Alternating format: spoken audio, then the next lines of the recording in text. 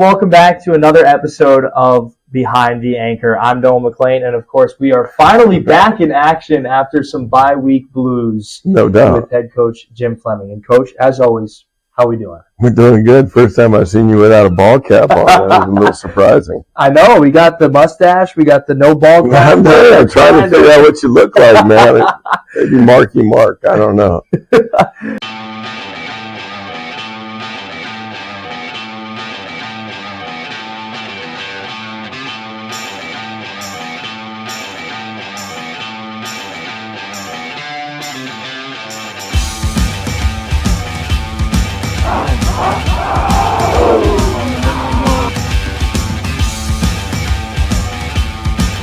Well, we are going to do a couple of different things, and the first thing, per usual, is we are going to a couple of background questions for you. Now, we're going to talk superheroes. Do you have a favorite superhero? It's such a tough question.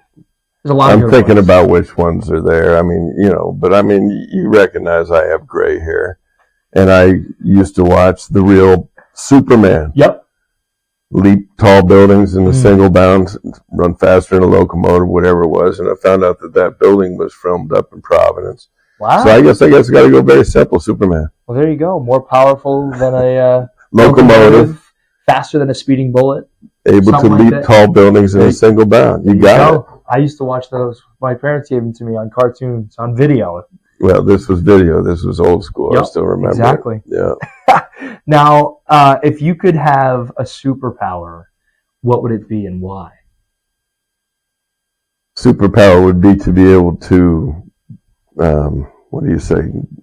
time travel or, go from one spot to another in a blink of an eye. So I wouldn't have to sit on a teleport. Yeah. So I wouldn't have to sit on a bus for 4 or 5 hours.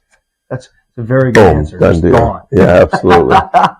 Now, if you were to have a superhero name, what would your name be? And with that comes a costume. Would you wear a cape, or what would your costume be? The name is got to be something cool. You've got to come up with that and help me a little bit. Jimmy Jam or whatever it might be. I think you just got it right there. I don't know. That's not tough enough. And would I wear a cape? I would certainly wear a cape before I wore tights.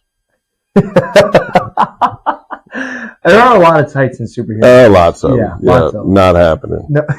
So the tights are off the table. Yeah, absolutely. We'll have to swing back about the name maybe. You and I will brainstorm. All right. While we think about it, let's touch on some quick hitters. And we're going to talk about some football for you as you were a kid. And maybe what was your favorite memory growing up of playing football? I don't know if it's the most impactful, but the one I will share with you was playing in Pop Warner type football, which was a town league. And there was playing with this kid named Cubby Patrone. Okay. And Cubby was a really good player. And he had written on the front of his helmet, "That's right." In the back of his helmet, he had "See you later." So that was a very memorable moment for me. That's cool. Yeah. I always get... and it's always interesting when people write on their cleats or on their helmets, and everyone has kind of got their own thing. But I've never heard anything like that. Well, when you're 12 years old, I mean, that's, people do strange things, but that's what it was. Now let's talk numbers for a moment. Not math, because that's way out of my realm. That's out of mine too. Yeah. So, what number did you wear growing up and in college? And any reason behind wearing those numbers? My college number was 88. Okay. No reason behind it, because that's the one they gave me. And when they gave me that number, I rode it for 4 years. In baseball, I was prone to 19. I liked 19. I wore 23. Probably wore 8 at one point in time. Sweet. Maybe that could be your superhero name. The Big Great 88. I like it. But 19 is what I do when I go to a place that has a casino with a roulette. So I'll always buy anybody who ever goes to Vegas, I'll give them $5 and I say put in 19 and see if they hit. Well, if I ever go, I'll be sure to put it on 19. Now, what did it mean to have your family, now specifically your kids, and now, of course, you're starting to have some grandkids, which you were talking about a few episodes ago. have a chance to grow up around the game that you love and you've kind of been dedicating so much of your life to? That's a great question, just because I think, the amount of moves that those children went through, no matter how hard that might have been, to get up and go, at the end of the day, it really developed their character to where, they've been educated to different areas of the country, different dialects, different people. And I think that their ability to be able to assimilate with anybody and talk with anybody and recognize the value in everybody is something that is, ingrained in them, not necessarily because what me and Leslie taught them, just their experiences together. And it was fun watching them go through it together because, when we'd go to a new place, usually, three of them were going to the same school so they could go in there and take it over a little bit. Yep. So that's what it was. What was the second part of the question? What was the second part? Just about being able to be around football and just having your family be around the game that you love, that you've dedicated your life to. Well, I think that, those are great experiences for them to go into stadiums and go, at times on road trips. Obviously it was inspiring enough for my second son to be able to make the poor decision of getting into coaching, but he's kicking tail down at Lamar, and I'm really happy for him and what he's been able to accomplish so far. Obviously, plenty of things he left his mark on in this program. My two sons, both were back-to-back captains at Archbishop Houghton High School in Ohio when we were living there. And the girls got some competitive nature to them as well, but it was mostly with cheerleading and pom-poms for a while until my poor oldest daughter couldn't do the back handspring. Even though she was the best cheerleader ever, just didn't continue with it. Well, fair enough. Once I got to the handstand and the cartwheels into my gymnastics era, I kind of tapped out. So understandable. But we'll jump to some more serious things as let's talk about a little bit of the takeaways from LIU. And I know we kind of had a bye week, but going into that bye week, talk about the feeling of going into that as a 3-1 team and a really good start to your season so far. Yeah, the only thing better than that is 4-0. Yep. But, we're 3-1, very satisfied. September's in the rear view mirror. You're able to have a conference victory in those first four, which is critically important. So you get to, the ride home after beating LIU and know that you're 3-1 and a week off. It doesn't get any better than that, truthfully. Yeah. Fair enough. Now, we talked about a couple weeks ago going down to LIU, and I said Long Island was one of my favorite, places to go. One of my favorite aspects of that is getting to take the ferry, and that you take it out from New London over to Orient Point. It's a beautiful ride. Talk about maybe some of the things that you saw for players that maybe hadn't experienced that, or maybe your favorite part of the trip on that ferry. I think the experience piece is critical to recognize. There are kids that have never been on a boat, right? Never been on a ferry for sure, and never, done it, going over from New London to Long Island. So I thought that was great. The lead up was a little concerning. There was a bunch of, there was northeast wind about 20-25 miles an hour, but thankfully that was behind us. So it was a very steady and easy ride. And, I went out right to the bow and sat there, and the kids seemed to have a good time. We got off the bus, went down and got a W, so we did something right. Well, there we go. It sounds like a perfect thing to do. Yeah, right. Now, you guys went into halftime being down in that game against LIU. What was your message to those guys at halftime in the locker room to kind of have some motivation after a sloppy first half, and then just kind of really take control in that second half of play?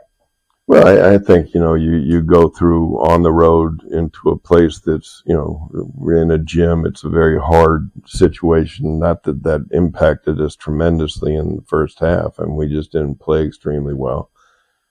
Seems like an eternity ago, so I'm trying to remember the doggone game. But, there's nothing special that I go in and say at halftime that all of a sudden the light's going to come on. I mean, I laugh all the time. People always, what halftime adjustments do you make?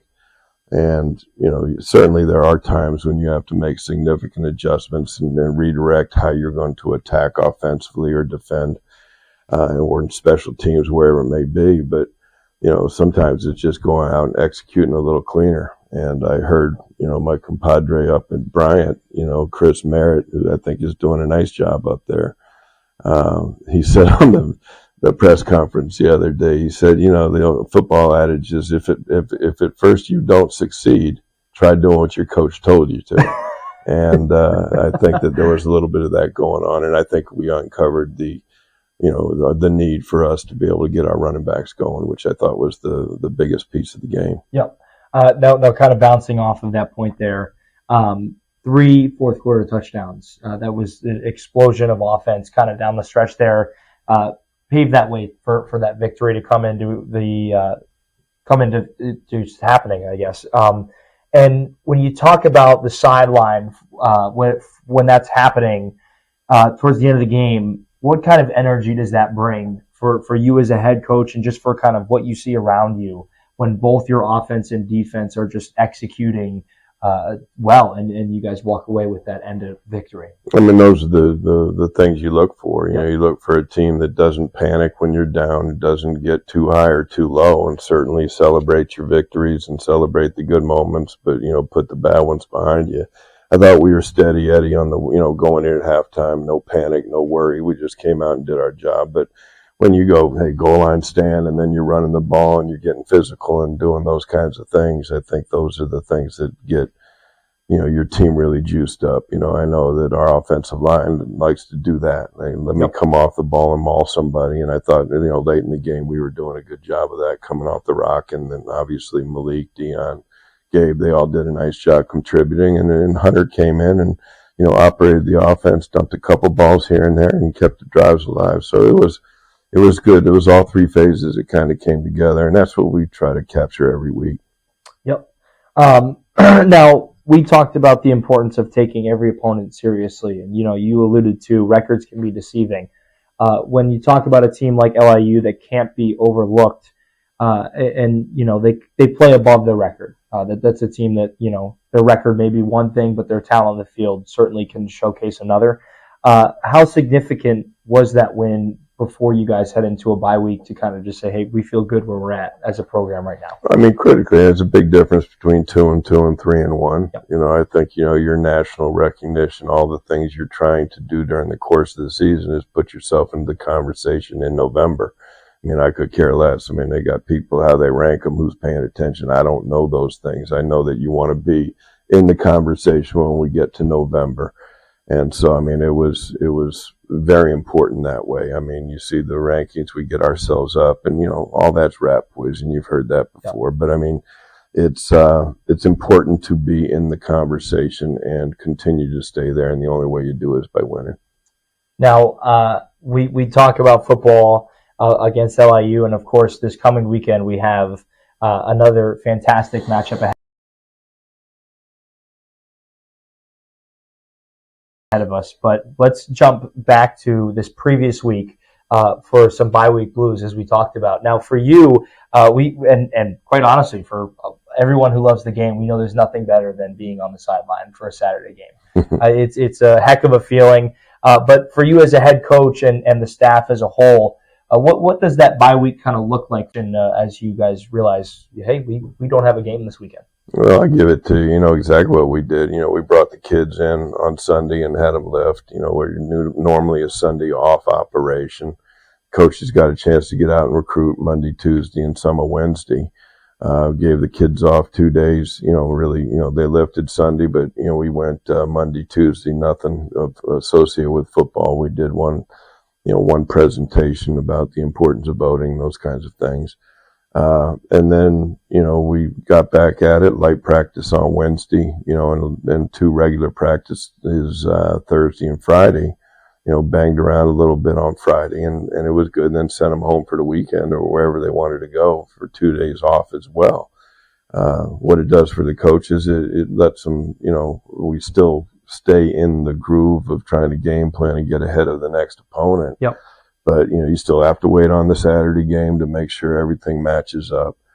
But it gives the coaches a chance to get on home. I got, some guys got some young kids, you don't see your wife a whole bunch. It is a good opportunity to give some family time there. And I'm very respectful of that. I think that it's important. And get a deep breath, get away from it, and then rock and roll from there. But then you're watching all the opponents you got to play down the road. You see Brown pulling one out. You're going, oh, it puts a little bit of anxiety in your stomach. But it was good to get away for a little bit. Fair enough. Now with that, kind of downtime or off days, what do you like to do to kind of pass that time, maybe away from football?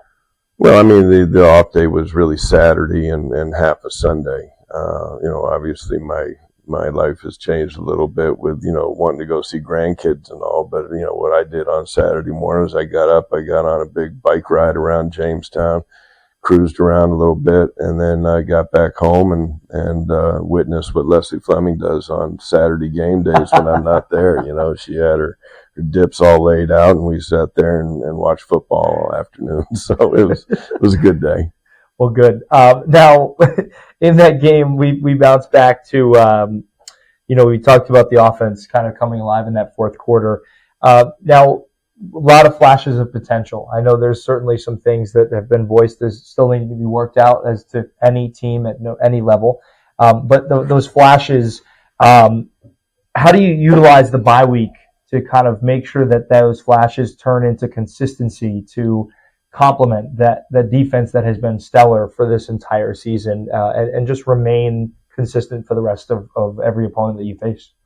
I think you do a little bit of, you do a self-scout. You look at yourself. You look at the things you do well. You look at the things you don't do well. You look at where you stand.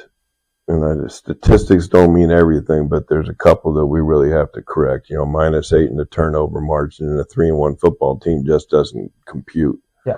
Our time of possession is awful, and that's not always been one side of the ball, the other.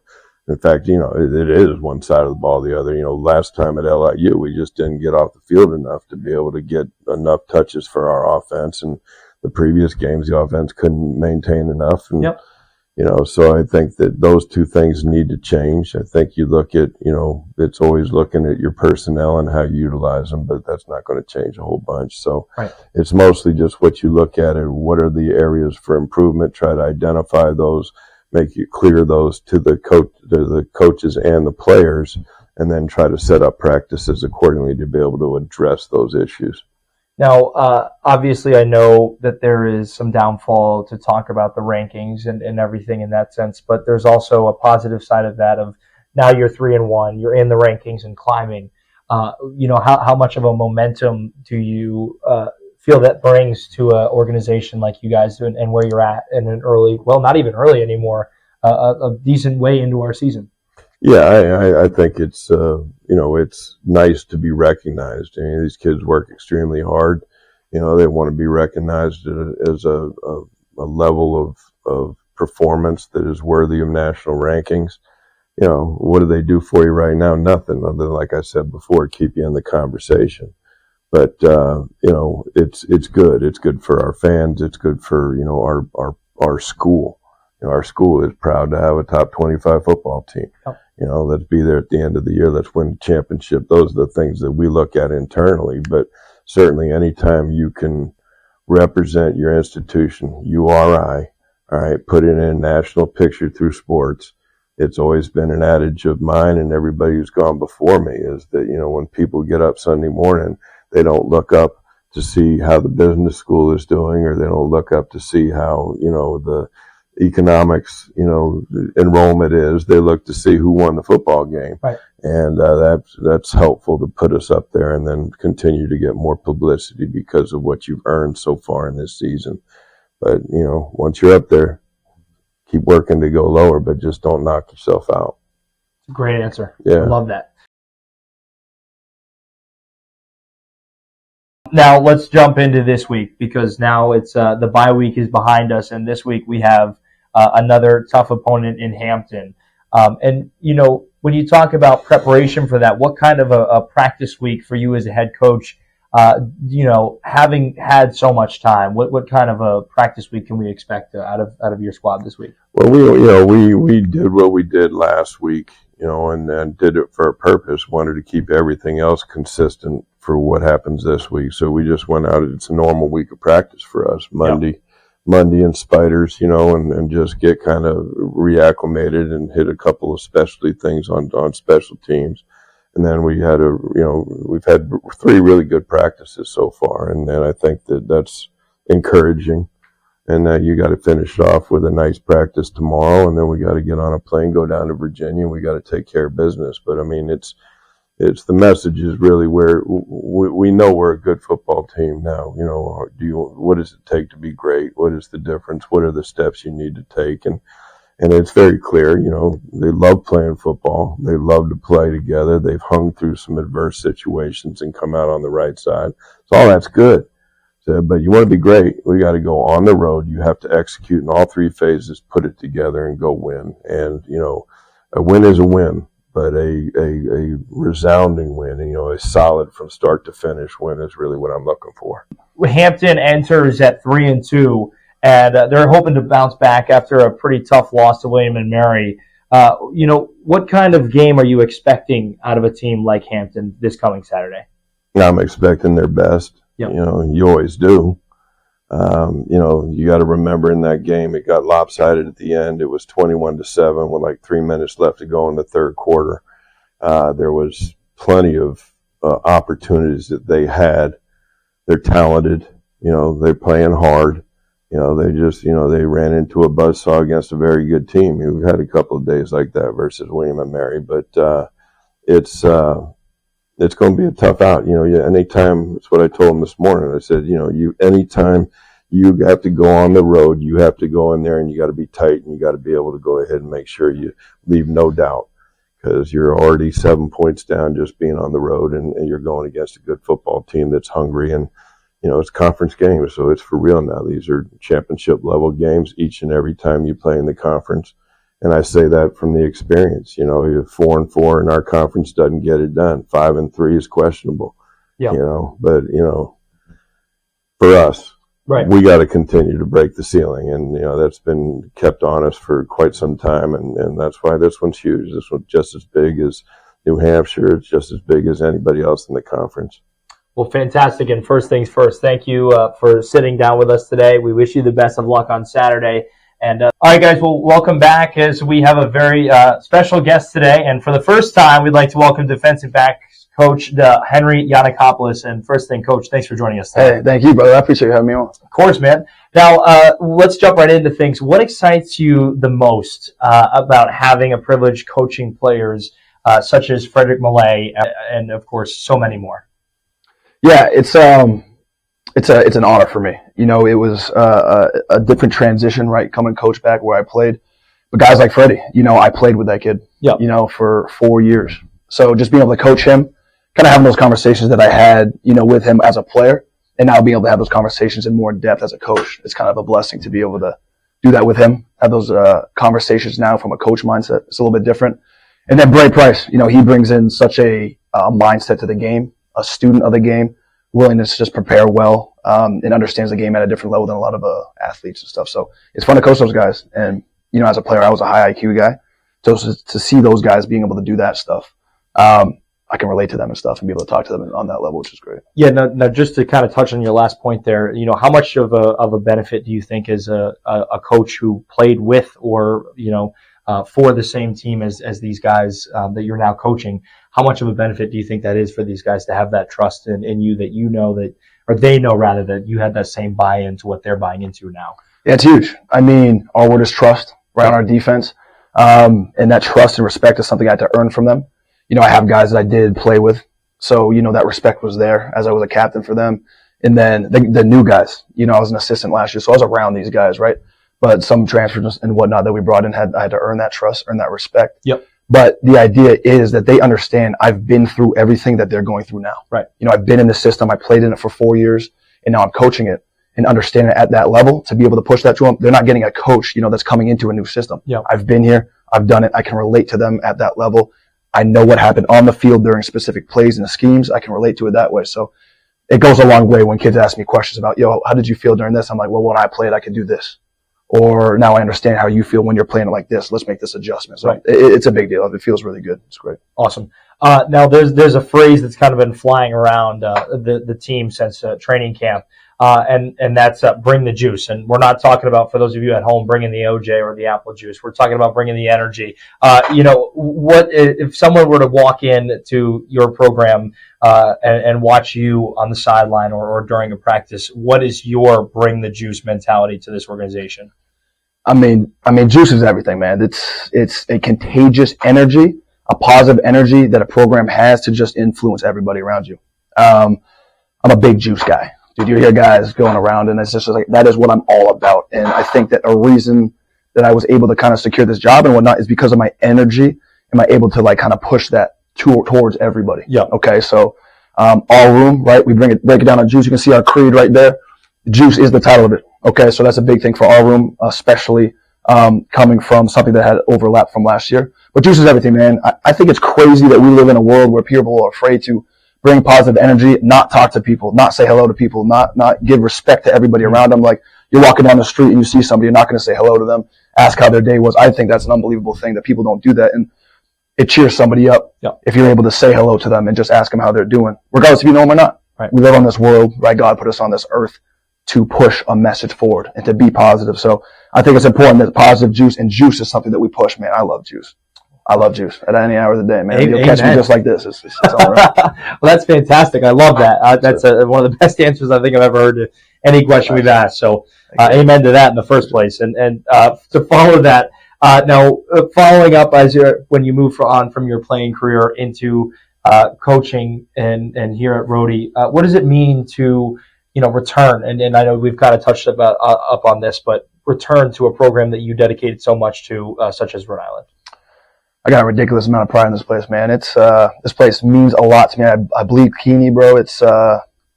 I love this place, and it means everything to me.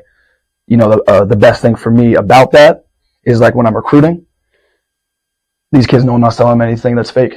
Yep. I'm like, you're gonna go live on the beach for a couple of years. You're gonna be here. You're gonna have the best thing. You're really 10 minutes from the beach. You go to Newport, Prov, that kind of thing. And I'm selling them the truth, and they can see it when I'm talking about it.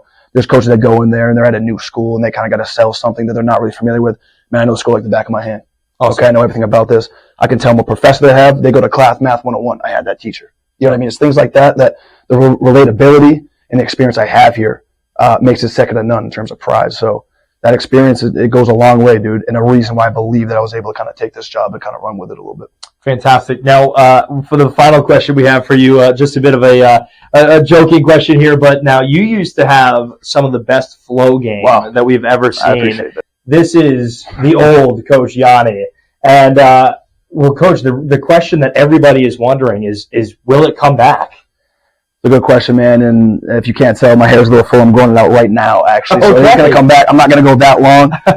That hairstyle, the long went with a better body type. I was about 15 pounds heavier back then, a little bit more muscle. So, I probably would look better with that one. But I'm going to go about mid-length. So, yeah, we'll grow it back out a little bit. But try to look like Coach Sorrenti. Give him a little mate on defense that looks just like him. So, it's really good. Fantastic. Awesome. Well, thank you so much for your time, Coach. Yeah, of course. Thank you. Thank you guys at home for watching of this week's episode of Behind the Anchor. As always, thank you, Coach, for sitting down with us, Jim Fleming, and also a special shout-out to our defensive backs coach, Coach Yianni, for sitting in with us today. And again, the next time that we see you, we will be facing off against Brown for the 42nd Governor's Cup, so stay tuned for that. But, of course, this weekend, Hampton on the docket. Thank you all for watching.